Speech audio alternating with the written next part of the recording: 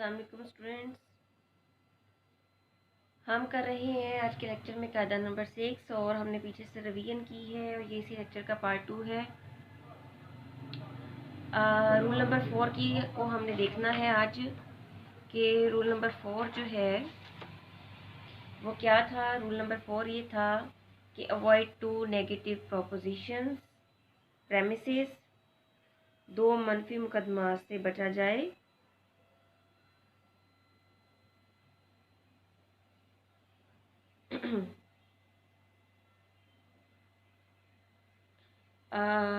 यानी कि हमने जब कंक्लूजन ड्रॉ करना है, हमने जब सिलोजिज्म में इस्तदलाल कायम करना है, तो ज़ाहिर बात है हम इस्तदलाल इसी मकसद के लिए करते हैं कि कोई नतीजा साबित किया जा सके।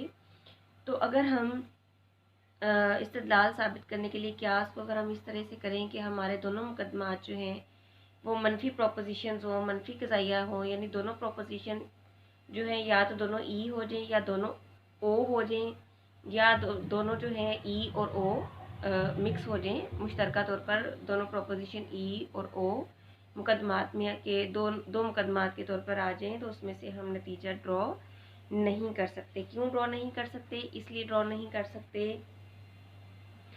क्योंकि हद औसत का काम है हद असगर और हद अकबर के दरमियान इकरार या इनकार का ताल्लुक कायम करे नतीजा में।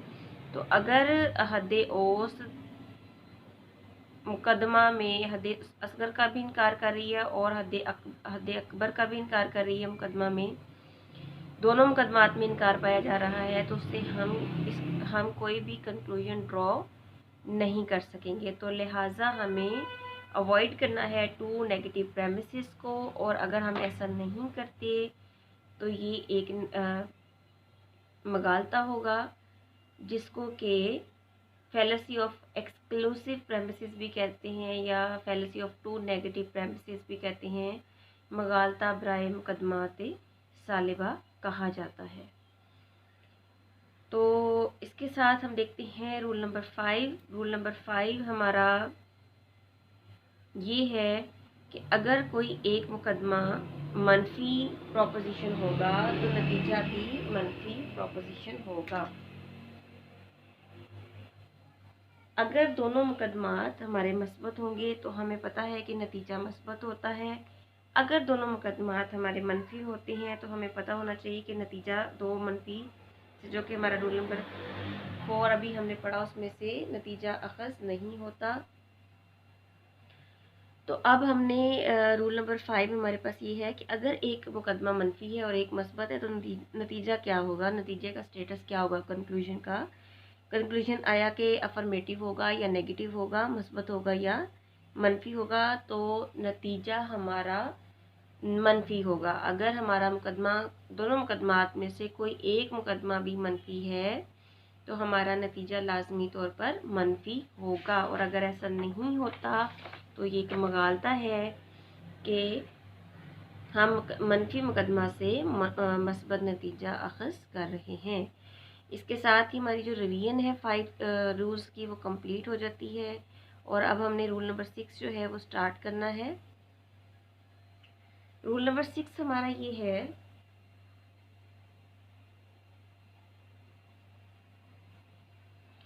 कि 2 कुली मुकदमात में से कोई जुज़वी नतीजा अखज़ नहीं हो सकता।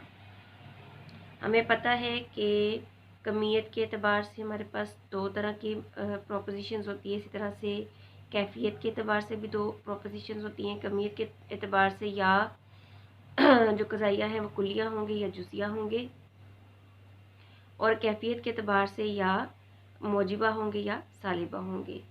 तो 2 कुली प्रोपोजिशंस हमारे पास कौन कौन सी हैं? ए और ई, यूनिवर्सल अफर्मेटिव और यूनिवर्सल नेगेटिव। इसी तरह से जुज़वी कज़ाइया हमारे पास कौन कौन से हैं? पर्टिकुलर अफर्मेटिव और पर्टिकुलर नेगेटिव, आई और ओ। तो हम यहाँ पे इस्तदलाल ये बना रहे हैं, ये कायम कर रहे हैं कि अगर 2 मुकदमात जो हैं क्यास में कुली हैं तो उनसे कोई पर्टिकुलर नतीजा अखज़ नहीं हो सकता, जुज़वी नतीजा अखज़ नहीं हो सकता। यानी दोनों मुकदमात या तो दोनों ए हैं या दोनों ई हैं, یا ایک اے ہے اور ایک ای ہے تو اس میں سے ہم آئی یا او پروپوزیشن کا کنکلوژن ڈرا نہیں کر سکتے۔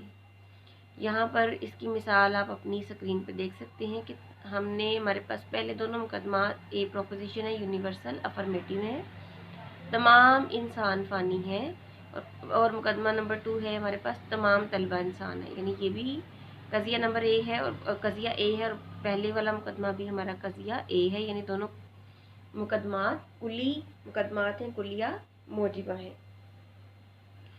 تو ان سے اگر ہم یہ نتیجہ اخذ کر لیں کہ لہٰذا سقراط فانی ہے تو یہ نتیجہ غلط ہے، بلکہ یہاں سے نتیجہ یہ اخذ ہو رہا تھا کہ لہٰذا تمام طالبہ فانی ہے۔ تو ہم نے یہ نتیجہ نہیں اخذ کیا، ہم نے یہ نتیجہ اخذ کر لیا کہ سقراط فانی ہے، تو یہ نتیجہ غلط ہے، یہ ایک مغالطہ ہے۔ ہم دو کلی مقدمات سے جزوی نتیجہ اخذ نہیں کر سکتے۔ اگر مقدمات کلیہ ہوں گے تو نتیجہ بھی کلیہ ہونا چاہیے، اور اگر ایسا نہیں ہوتا جیسے کہ ہم نے اس مثال میں کیا تو یہ ایک مغالطہ ہے، اور اس کو ہم وجودی مغالطہ کہتے ہیں، دا فیلسی آف ایگزسٹانشل یا دا ایگزسٹانشل فیلسی ہم اس کو کہتے ہیں۔ تو اس کے ساتھ ہی قیاس کے تمام رولز جو ہیں ہم نے وہ بہت تفصیل سے اچھے سے پڑھ لیے ہیں۔ قیاس کے رولز آف سیلوجزم ہمارے فنش ہو گئے ہیں، کمپلیٹ ہو گئے ہیں۔ آپ نے بہت اچھے سے جیسے آپ کو یہ سمجھائے گئے ہیں آپ نے بالکل ایز اٹ از ان کو کرنا ہے۔ ان کی ایگزامپلز آپ کو آپ کو نمبر 1 کتنی چیزیں یاد ہونی چاہیے، رول یاد ہونا چاہیے، اس کے بعد اس کی ایگزامپل یاد ہونی چاہیے، اور اس کے بعد اگر ہم اس رول کی وائلیشن کرتے ہیں تو کون سا مغالطہ جنم لیتا ہے یہ آپ کو یاد ہونا چاہیے۔ یہ ہر ایک رول کے لیے یہ 3 چیزیں آپ کو یاد ہونی چاہیے، تمام 6 کے 6 رولز کی الگ الگ طور پر۔ اور آئی ہوپ کہ آپ کو سارے پوائنٹس یہاں پر کلیئر ہیں۔ اگر آپ کو یہاں پر کوئی پوائنٹ کلیئر نہیں ہے تو آپ مجھ سے پوچھ سکتے ہیں۔ اس کے ساتھ ہی ہمارا رولز آف سیلوجزم کا ٹاپک کمپلیٹ ہو گیا۔ نیکسٹ ہم سٹارٹ کریں گے وین ڈایاگرامز کا ٹاپک۔ تو تب تک کے لیے اسٹے سیف، اللہ حافظ۔